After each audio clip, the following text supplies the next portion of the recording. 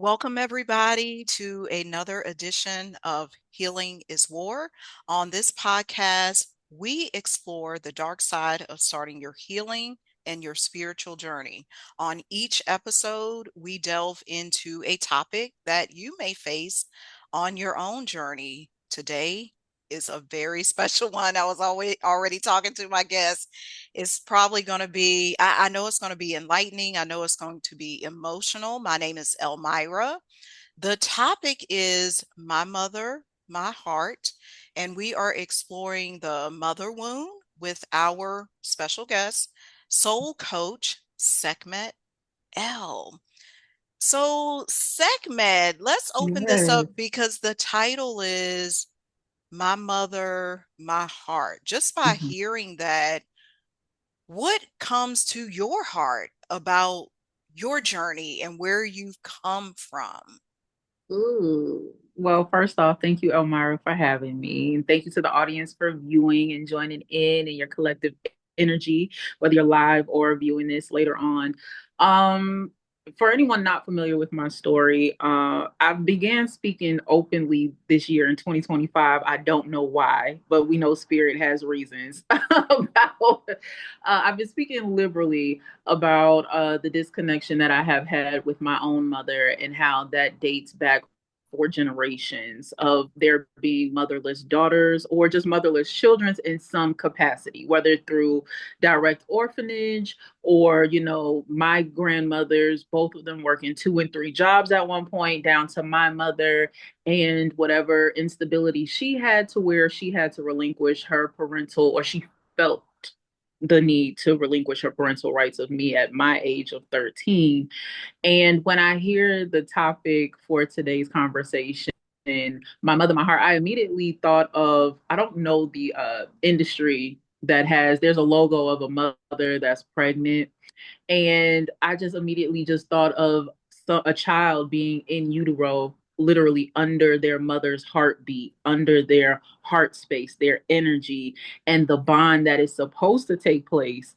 But sometimes it gets broken, it gets fragmented or disregarded because of the emotional damage that a mother will go through when she's not properly cared for in her gestation period.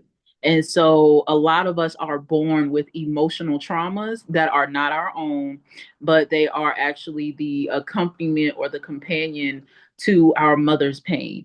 And so when our mothers see us, they don't necessarily see a loving child that they should be rearing up, but they see the disgust of their own decisions, the disgust of their past, the disruption of their own traumatic childhoods. And this is where generational patterns of discord begin. And so that's what I thought of. I don't think that my mother had enough support during her pregnancy to have a healthy birth and therefore a healthy relationship with me. It's quite enthralling. You mentioned that logo because I've had that vision before too, even Mm-hmm. with my own mom. Like it actually came up 5 years ago when I was doing like a continuing education course for massage Mm-hmm. therapy. And it's all about cranial sacral. Mm-hmm. And he was letting us know the heart is the first thing to form in the womb. And like Mm-hmm. you, as you were describing, you were like, you're cradled under the heart. And Yes. so in that experience of the class, I had initial feeling like, I don't know that I was ever attached to my mom's heart. Like Yeah. I could feel it. So my question for you, as you were exploring these Mm-hmm. four generations back and you started speaking openly about it this year, Mm-hmm. what did you feel or what did you sense about your actual attachment to your mom? Was there an attachment? Was there what was the starting point? The starting point for me speaking openly or just Well, diagnosing, analyzing our diagnosing relationship. it. Yeah. I think that, like you, I've never felt. So I would say that my mom has dealt with some mental health battles. And I've always felt that fragility. So I've never really felt like her child. I always felt like her emotional caregiver. And I had to be very careful because I felt at any time I would know what I would say or what she would pinpoint on me that would trigger a lapse in either behavior or if she had, any external codependencies. And I definitely felt the weight of that responsibility of holding her together so that I would not be the downfall for her not holding it together.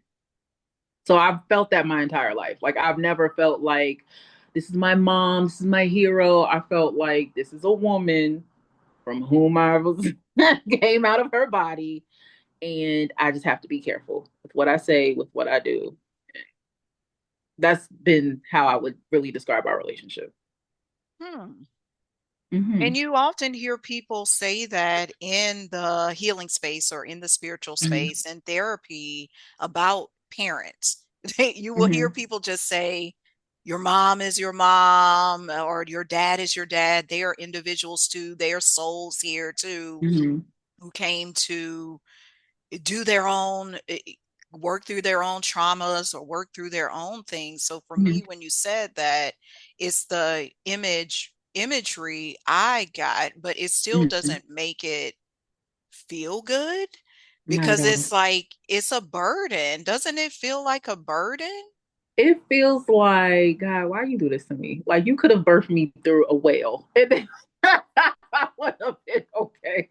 And just to add some clarity on just how uneven I feel the leverage has been in our relationship, I do have a sister with whom, we share both parents. And so my mother made the decision to, I guess, keep my sister.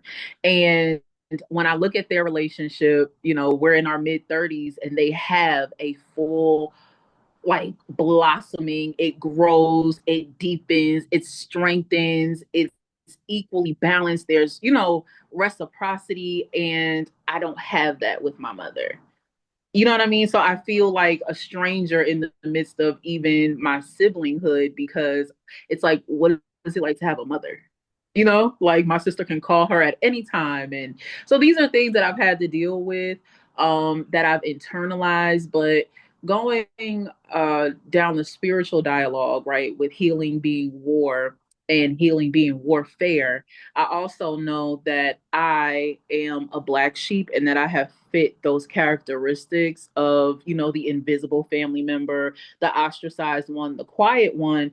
And I realized that as the black sheep, there are certain things that you become a host for. And sometimes parasitic nature comes from the lineage of either one or both parents. And it's up to you to come into alignment with this purpose to break curses that come from a bloodline that you did not necessarily agree to be a part of.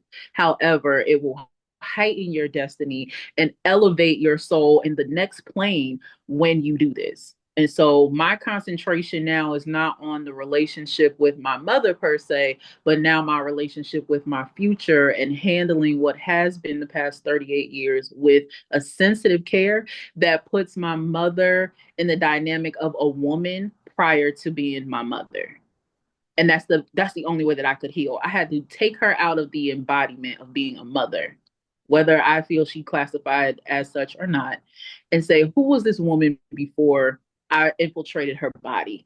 And she decided to carry me to full term. You know what I mean? Who was she that went through all of these mental shifts and emotional, psycho emotional imbalances and thoughts that she had to curate and live through before it transitioned to me, and just give her that due respect and just take it from there. My healing. Hmm. A lot of what I heard you say is like there's a thread in the Mm-hmm. bloodline, but Mm-hmm. sometimes that black sheep or that invisible family member has to undo the thread. It's almost like there's a quilt and like you've been called. I feel like that's part of my calling Mm-hmm. too. I see it all the time. Yeah. To It's a huge responsibility to be the one to break those threads, to break Yeah. those curses, to say, okay, it stops here. And one of Mm-hmm. the things, because this is a key point, something to take away, which was part of your healing, you took your mom out of the embodiment of being a mother and just saying, oh, that's just a woman Mm-hmm. who I happen to come into this earthly plane through her Mm-hmm. womb. Yeah. Nothing more, nothing less. Ultimately it does come down to that. And I think that I'm a practitioner of the law of detachment, which simply says, I own nothing, nothing owns me. I'm a part of the all. And for me, I just realized that, I came here for a purpose. And a part of that purpose had to be the matriculation of learning the system of my mother, and not just her, my father as well, but learning that system in order to not only break it, but to become more defined, to be stronger, to have a greater caliber of essence of my own divinity so that I can leave my own deposit when I make my transition. You know what I mean? So it's not like, oh, I don't care about you. You're just a woman. It's, I have to really give respect and reverence to the future of my story and the past of hers in order for this to make some sort of sensical balance. Otherwise, I developed codependencies very early on in life, and I would still be on them. Sometimes I really look at my life and I'm like, how did you just, why are you not on, I won't say the drugs, but why are you not on certain street pharmaceuticals? Mm. Like, why are you partially sane right now? You know what I mean? And it's a part of that strength. It's a part of prayer. It's a part of letting things happen as they may and realizing that I am not at fault. And I think giving myself that type of grace where I carried a length of shame for over 20 years to say, but it wasn't my fault, that's a new identity form that really catapulted my self esteem and allowed me to speak openly about, hey, there are taboos around mother daughter relationships. You know what I mean? And I think, especially in Afro Indigenous or multicultural, because not just black families, you know what I mean, it's a Mhm. lot of us who have issues with our mothers, but we're not allowed to talk about it because even though people see it, they'll throw rocks at us and they'll shame us and then you should have this and that, but it's a whole lineage that we all have. And so I just decided to be free because um I just didn't like the bondage of people Mm. assuming that I did something to be kicked out of my mother's home. You know what I mean? Like, some children do cause those type of infractions in their lives, but I was an honor roll student, I was all the things, and it was just a disruption that came out of nowhere. And so that was something that I carried for 25 years, that shame of my mother disconnecting from me. And that is total shame. I Mm-hmm. mean, it puts you in that place and you're like, what did I do? What Yeah. did I do? But one thing I heard you say, Sekhmet, was divinity. Mm-hmm. What would you say to the audience? Because I know there's people out there dealing with mother wound and they Mm-hmm. might not be able to say, my mother, my heart. I feel Mm-hmm. that in my soul and it feels all juicy and good. They can't make that claim. Yeah. How do you step into that divinity and know that this relationship over here with my mom, I'm trying to pursue that versus pursuing my divinity? I think that me growing up in the church, and still being just a very non-traditional person, like I'm very, people call me weird. But I think that knowing that in scripture there are many verses where we're told that God has plans for us. Those are things that I took to heart. And at the time when my mom put me out, this is the first time I heard spirit audibly for myself was Psalms 27. And it said that even when my mother and my father forsake me, then God will take up for me. And so I didn't have anything to hold on to. I didn't have a faith at that point, but I was just overly consumed by the imagination that God knew my personal situation and my heart completely broken. You know, this was the precipice of depression for me. At 13 years old, I started bodily harm. Cutting and all the things to just have a sense of feeling, because I literally lost the sense of sensation when my mother did this. Like, it was a very dramatic scene. And so that one scripture for me made me feel like if there is a God, then God has to know what just happened. And so I'm gonna need assistance big time in getting out of this. You know what I mean? And so that's when I started a real relationship with the spirit realm at 13. And it became the initiation that allowed me to undergo the shadow world and undergo all these different uh celestial beings and information and then frequency and coding, because I just had this imagination that came to me that let me know that the creator, whether it is a spirit, a mind, an actual being in a higher realm, knew about me. And I wanted to see how far that knowing could go. And that started the process of me really looking into divinity. It wasn't until about 5 years ago that I started to have this whole goddess feature and like I am woman, God body. But that's where it started at 13 years old. I was just like, even when my mother and my father forsake me, and I'm like, they did. And it's just been, a Mm, very lengthy process to saying that there is a greater spirit that is aware of me. And if I could have contact through the scripture like that, then I want to see how far this relationship could go. mm. There's power in that. And something I picked up on what you Mm-hmm. said, I'm big on numbers and I study cardology, which is Mm-hmm. a combination. Well, we talked about it. We We talked about did. the cardology. So prime numbers in numerology, cardiology mean a lot. So you were Mm-hmm. talking about you had this spiritual experience at the age of 13. Then it was also Psalms 27, Mm-hmm. another powerful number. I'm like, and they Oh like, yeah. Now that you're saying it, I see.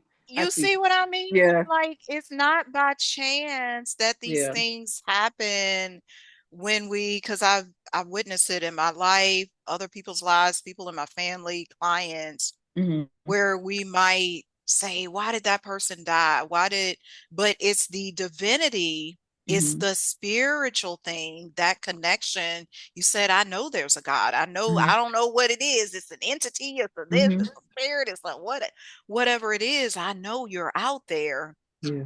And when we see these signs, symbols, ages, numbers, Mm-hmm. colors, it could be anything. When we're aware and Mm-hmm. paying attention, it just lets us know we're on the right path. We are the Mm-hmm. miracle. You are Yeah. stepping in that way. Because another one, before we got on here live, I was telling you about the song that kept Yeah. coming to me prior to this interview, and it's called Yes. Home Again. And it's a song, everybody out there, you need to listen to this song. It's by New Edition, one of my favorite groups. I got to Mm-hmm. see them twice. In the song, they are basically addressing coming home again, Mm-hmm. getting over fights they had in their relationships as a group. You know, Bobby Mm-hmm. Brown left the group and this one went away, Mm-hmm. this one fought, this one did this one did this. But it's coming back home. Mm-hmm. And there's even a question in the chorus of the song that says, can we come home again?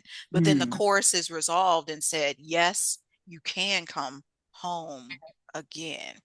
So I'm going to ask you, what does that song mean for you? Just hearing the title or hearing the chorus and what it's about and what it means for that group, what does it mean for you? Oh man. I'm gonna be honest with you. I'm one of those people, one of those older millennials who I've struggled in my life. And so to even hear that home again, I'm just like, what is home? You know what I mean? Like, yeah, eventually my nana took me in, But I never, even though she was a loving woman, I've never felt at home in her home because I just felt like it wasn't right for me to be invading her space. And she never made me feel that way, but I was just like, I have parents who are alive. Like, so I'm saying that to say I never felt a sense of home, even at 38. And it's interesting that you asked that because this summer, I was making a transition.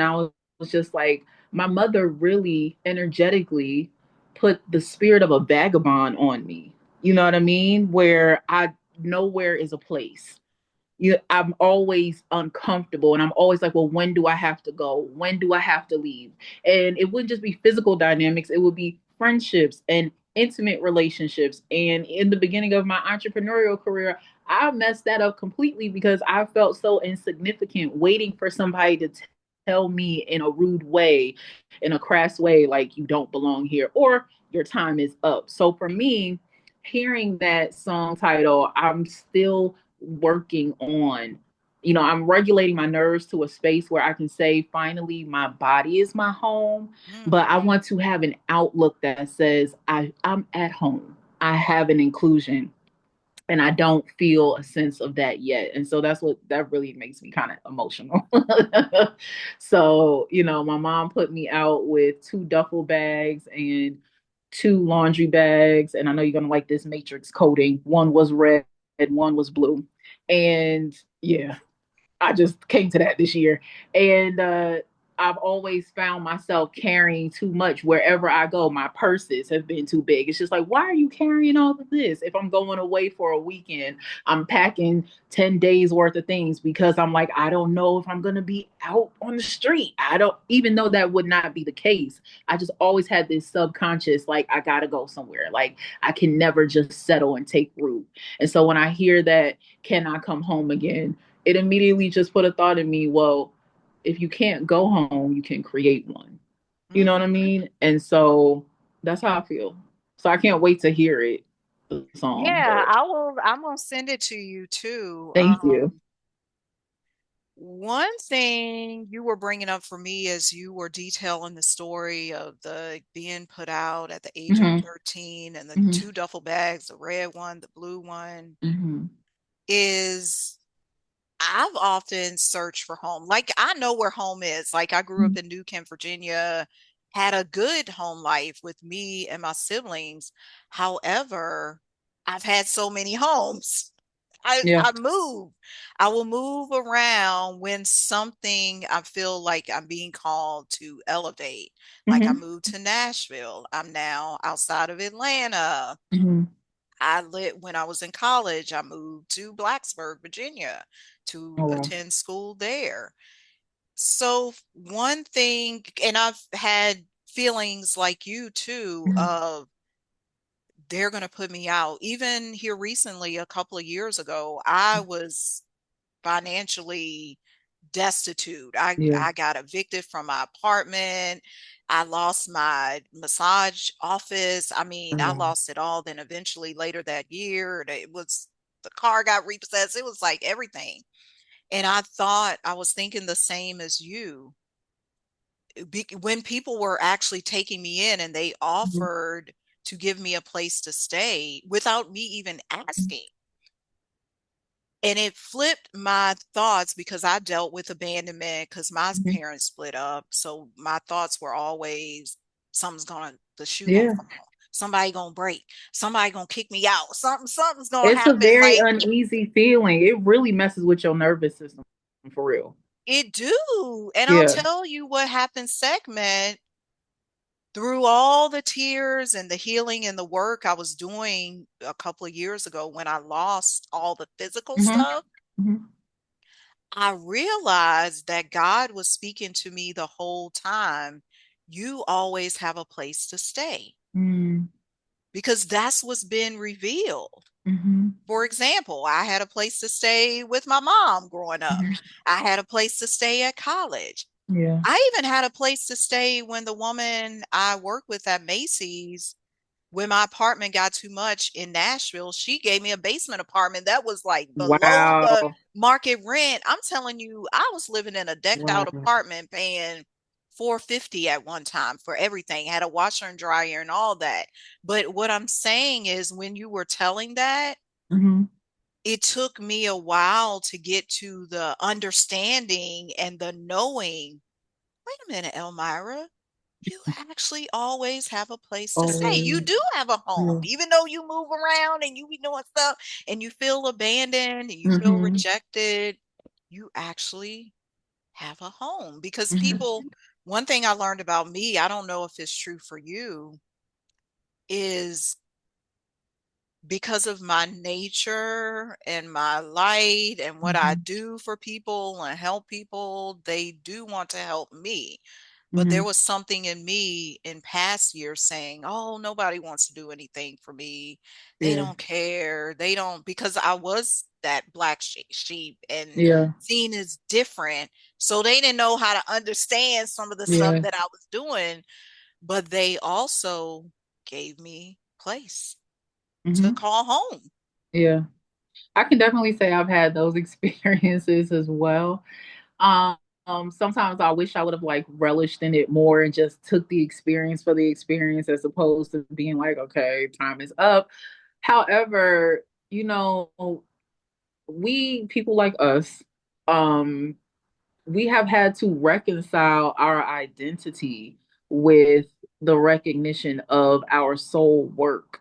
You know what I mean? And so our bloodline, our family, our relatives aren't necessarily the people with whom that reconciliation occurs. And Hmm. so we get offended, we get hurt because it's like, you would think that I grew up with you, you can see me for who I am. The truth is, we've been hidden from our own selves. And so it takes the breaking of the loss of the attachment of those things that are affiliated with those people, such as our cars, our homes, our memories, our picture frames, for then God to say, okay, now you can come into the capacity of my heart space. And that is where we find home. And that's where we begin to elevate in light. But until then, we have to recognize that we are in pursuit of a higher calling, a higher frequency to do something transformative. And it's not until you have the agreement that not only am I doing a transformative work, but I am a transformative work that is a demonstration,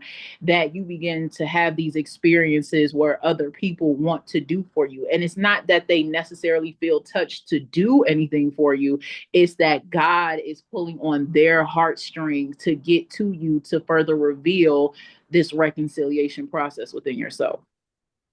Wow.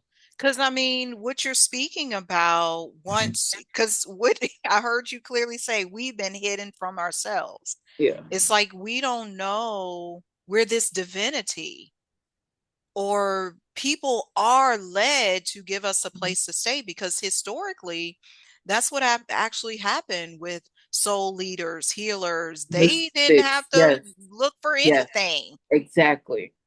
When they follow the path of the light within, the voice, where however they receive communication from God, because God is how God communicates is very sensory based. Some people can feel, and that's the empath. Some people can hear, that's the clairaudient, and see, and that's the clairvoyant or the prophet or the shaman. You know what I mean? Mhm. Who can then conjure what they hear, see, and feel. So when people have those expressions and they begin to follow it, you call it trusting faith or walking by faith and not by sight. But that's when you begin to get drawn more into what you're supposed to do. And that's where people will house you, people will feed you. And even in this economy, people will gift you money. Like, it's a real thing. It's a Yeah. very real thing. So I want to say that, if you don't feel like your mother or your maternal example has been that of a home, God has never left you. Like, if you can get outside of the ego of being hurt, because there's an ego that comes with being hurt.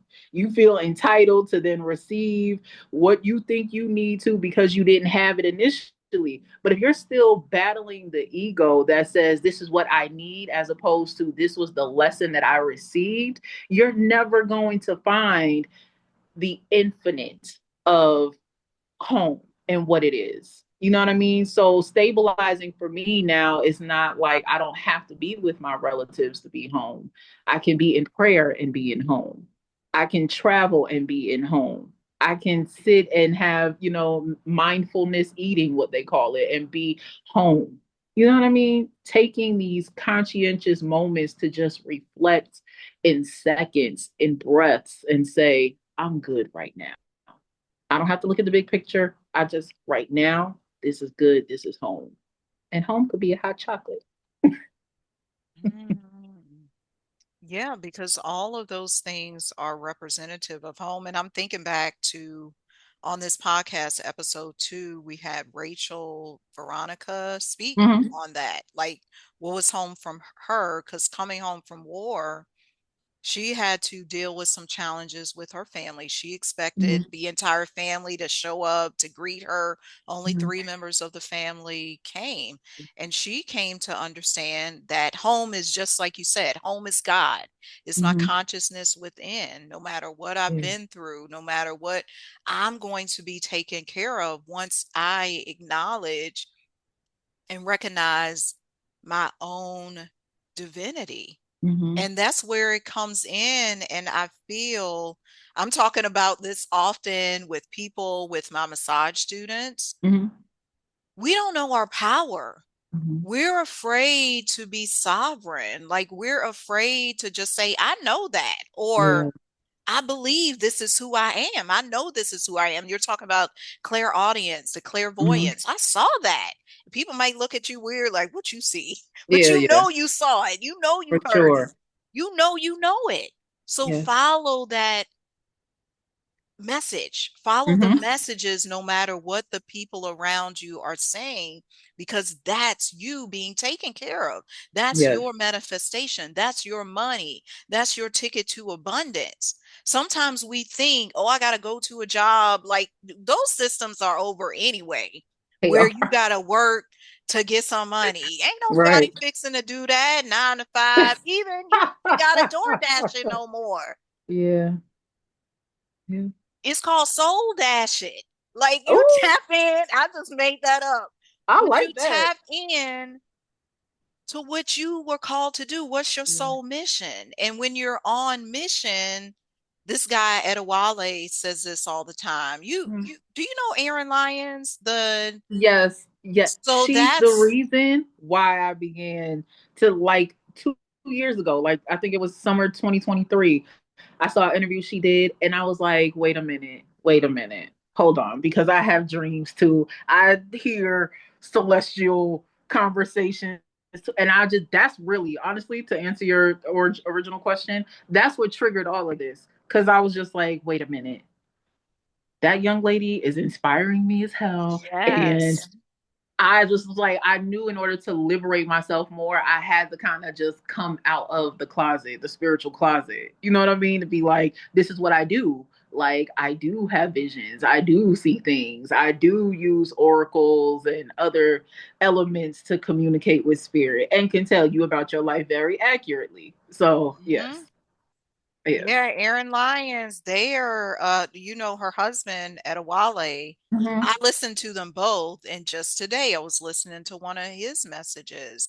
He cracks me up because I he's like haven't listened to him yet. he comes from a like more masculine perspective, but I Mm-hmm. like it because he's in your face, and then he'll throw a joke in there or a Mm-hmm. song in there, and he's dancing, and he's really focused on the Akashic records, and Okay. he embeds music, all kinds of things. He spoke about Michael Jackson, just Mm-hmm. whatever. But what I really picked up from him is you will never have to starve if you just operate in what you're called to do, your soul mission. And that's what he's speaking of, because he thought for at one time he's supposed to be a football star. But no, he's like this spiritual guru guy, Akashic Records guy. Yeah. That really touched me hearing that, honestly, because when I just look back and I'm thinking like I need certain elements to say I have a successful life. And now that I have associates that have the highest level of academic discipline. You know what I mean? The high paying careers, and they're not happy, and they themselves can't afford their car notes, their mortgages, but I'm on the bus. You understand? I'm still en route to where I'm going, and I've never been. I don't know if you can see me. I'm very healthy. Yeah, Never been hungry. right. Never been hungry. All spirit always provides for me. And when I lost everything, and even the transition that I've made this summer, like to see people go out of their way to make sure I'm okay, that's God saying I'm still here. As long as you're in alignment with what I am telling you needs to be done, I'm still here. Have you ever been without? You may not have had what you wanted, but have you ever been without the essentials? So, yeah, I needed to hear that. Yeah, because that's the crux of it. When we Mm-hmm. remember, because that's the season we're in, as we Mm-hmm. talk about healing is war. What is your soul mission? When you remember who you actually are, like who is your Mm-hmm. soul? You are Mm-hmm. not just this, you're there in the black shirt and this shade of skin, and that's not you. That's not Yeah. me either. Yeah.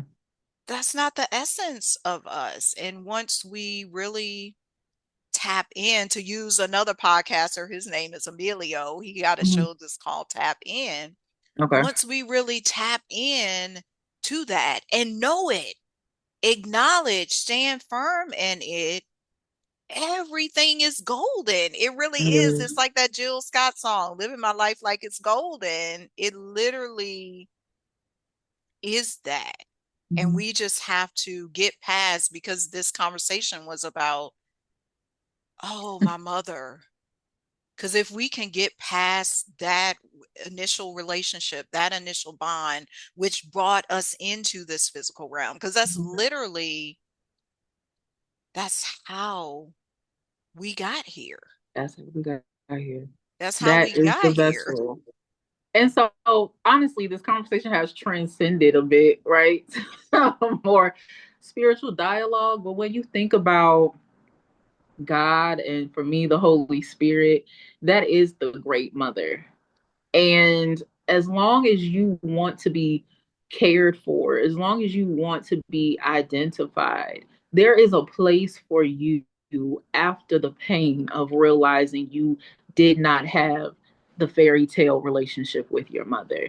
You have to get to a place where you first confirm within yourself, like, I have the identity of a motherless daughter or a motherless son first before anything else, right? And once you realize that I didn't have these elements, I grew up in an unhappy home, I was outcast by my mom. And some people that may be watching you, they've been sold to the streets by their mother.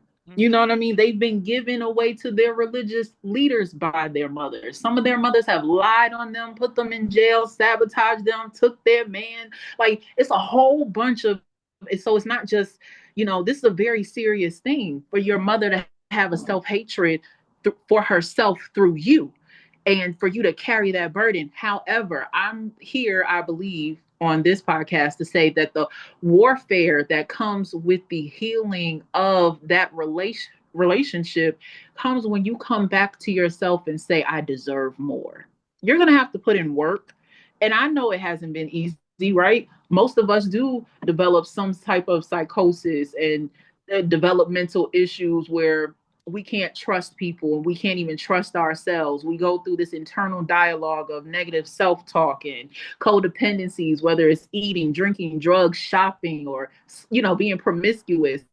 When you get to the point where, as the adage says, you're sick and tired of being sick and tired, then spirit will begin to nurture the brokenness, because now you're not trying to mask it, but you have to first come to that identity and say, yes, that was me, and then release the shame. And that is how you elevate. And I think spirit is really wanting to communicate today that you can come out on the other side. And healing does not mean wholeness. It just means it is complete. You have to choose to be complete after this broken relationship. You have to choose to say, even if I do the shadow work, even if I do the meditation and all the Reiki and the modalities and the journaling, even after that, there is a possibility that me and my mother will never speak again. And you have to be at peace with that. You have to come to terms with there is an apology that you will not receive in this lifetime. But are you willing to be free? Are you willing for spirit to birth you in a way that your mother could not? Are you willing for spirit to underwrite this contract of your growth and development in a way that you learned or mislearned, had this miseducation from your mother, picked up these nuances and picked up these, social ideations and these self-hatred cues? You developed all of that in a way that became your identity, but it still wasn't you. And Spirit is saying today, you still have to make a choice to be free. So why not partner with me in the voice of Spirit? Why not let me birth you into what you were supposed to do while also breaking these curses, breaking these boundaries, and breaking what had you bound? And that's how healing is war, because you're constantly in battle until you choose to surrender. And it's truly a choice. I mean, we all have a choice, and you opening up today, even stating it was listening to Aaron Lyons that Mm-hmm. catapulted a lot of this for you. I will, before I ask you a final thing, I do Mm-hmm. want to let people know the three key points that Sekhmet made today. Like, of course, there were many points, but I want Okay. to highlight the Thank three you. key points that you said. The first one, we've been hidden from ourselves. Take back that identity. Number two, Psalms 27. That's a key point. Somebody needs to go read Mm-hmm. that today. Today. Yes, today, right now. And point three, take your mother out, and I'm reading it exactly like you said it. Take your mother out of the embodiment of being a mother. Mm-hmm. And to add to these points, because this is something I'm doing new, is soul work. You know, we got homework in class. Yes, This is yes. going to be the people's soul work on this episode is work on your identity and work on your release. I can't, Yes. me nor SecMed can tell you what that looks like, but whatever you're Mhm. feeling into, what God is saying to you, what spirit is calling you to do, work on your identity around this mother wound and work on releasing this. That's your soul work, Yes. because you can't just sit here and listen to this and not do anything. We're done. We're past the age of people sitting around listening to interviews, listening to TikToks, reading books, going to the pastor, going to the Mhm. healer, Mhm. going to the Mhm. Reiki, but then you don't do shit about it. Yeah. When you go home, no, this is your life. This is your mission. We said it. If you ain't pick it up no clearer, you will Woo! be taken care of when you do this soul work. When you Your started, identity. yes. Let them know. Seriously, they don't like, as healing practitioners, it's like we see people and they come in and we know what to look for, even feel when they're heavily burdened, but it's just like you pick it right back up when you don't make the decision to continue the process. Like we're only breaking open the gateway with you. You have to deal with you. You have to, look in the mirror and decide every day. So Tis true, tis true. it is. Okay, as we close out this fabulous conversation, where can people find you? Because I know you have YouTube, you have offerings, you have a lot of stuff going Yes. on. So right now, like real time, I'm working on my website, which is soulandshe.com. But while that's in the mix of getting undertaken, you can definitely find me on YouTube at Soul and She, and then on Instagram at I am Soul and She. And you can DM me whatever you want to talk about. I am not a pick my brain for free person. I am a portal. And so I do offer soul coaching. I do offer intuitive readings. That's the extent to which I'm doing my work this season with people. But definitely, if you feel like, okay, I want to work on this mother wound, hit me up, because Spirit is calling for you as a woman who has identified as someone who wants to elevate past this brokenness. It's now your season. we now have to nurture. We don't have community mothers anymore. And so spirit has used those of us that have been motherless daughters to take our learnings and our wisdom to apply them not just to this next generation, but really to have spiritual authority. And so if you need partnership with that, you can hit me up. Awesome, awesome segment. Let me just repeat this for everyone out there. The website, and it's still under construction, is soulandshe.com, spelled just like you hear it. YouTube, Soul and She. And then on Instagram, it's I am Soul and She, offering intuitive readings. Don't go to Sekhmet and think you just gonna get a free, because people will try you on that because they know you can feel into whatever. So they Yeah. just try to be a little coy with it. What do you think about Mm-hmm. this? Ain't no gonna be no what do you think about this? This ain't this ain't gonna be no what do you think? I already told you I could see why you coming over here with that. Yeah, because it's all about, to me, that goes back to the sovereignty in knowing who you are, that Mm-hmm. identity as well. We said it, that was the soul work. Work on Yeah. your identity. So if you know you were called to help other humans with their soul mission, or Mm-hmm. you know you were called as a clairvoyant, why are you using that, not letting people not pay you for your gift? They don't let Exactly. you walk out food with free food at Walmart. I haven't found it yet. Me Haven't. neither. So why they I'm a think, Whole Foods. Listen, I'm a Sprouts type of girl. They don't yeah, they do it. don't let you get no free food at Sprouts. And every time I order DoorDash, they don't Oh. you can tell what I be ordering because that came up twice today. But they don't say, "Oh, Elmira, you can," because I ordered my groceries just Mm-hmm. yesterday. They didn't Mm-hmm. say, "Oh, it's free today." And now I wouldn't be surprised. I know I'm deserving of that, but they Mm-hmm. don't say it's free. I had to put That's my not foot standard down. policy. And No. oh, this is not our SOP. Like, Right. Yes, so don't. respect us. We earned this gift though. Even though we're inborn with it, we had to earn the rights to this. And so I'm very well guarded when it comes to it now. You know what I mean? Because people will manipulate you and they will try to even exchange energy. You know, they call it destiny swapping now, but they will really try to put their parasites and their energy on you and think that they can consume your light. No, ma'am. I'm balanced. I'm in the duality. So that's not gonna happen here. I agree with you because you have to have that firm boundary. And it's more, Mm-hmm. to me, it's more than a boundary. It's keeping it sacred too. Yeah. And Yes. knowing this is my gift. And like you said, you earned it. I know I Yes. did. Yes. Like, I'm not sitting here, people just think, oh, she or you, Sekhmet, they just on here talking. Yeah. No. No, we are, no, we're transmuting and transmitting what source is saying. Yes. Because we've been there. We Yeah. not And just we on here earned chit that chatting. and I was gonna say we earned that communication through the very dark night of the soul, like we were saying earlier. Like there's certain things that I didn't learn until I was cutting myself. You know what I mean? Where I could hear clearly. So those nights when I was having mental snaps and breakdown and my sanity was in question, that's also where I met the spirit. So you don't just get to walk up and through here and think, no, this I'll lead you down your own path. You don't get to interrupt mine. I know what you're saying. Okay.